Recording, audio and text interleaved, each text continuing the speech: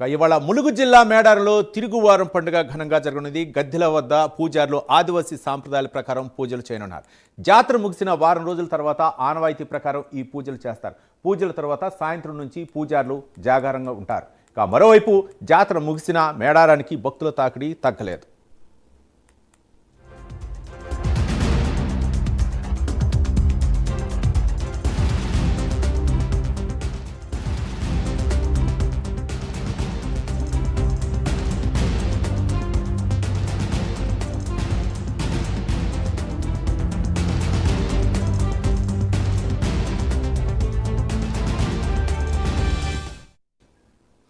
ఇవాళ ములుగు జిల్లా మేడారంలో తిరుగువారం పండుగ ఘనంగా జరగనుంది. గద్దెల వద్ద పూజారులు ఆదివాసీ సాంప్రదాయాల ప్రకారం పూజలు చేయనున్నారు. జాతర ముగిసిన వారం రోజుల తర్వాత ఆనవాయితీ ప్రకారం ఈ పూజలు చేస్తారు.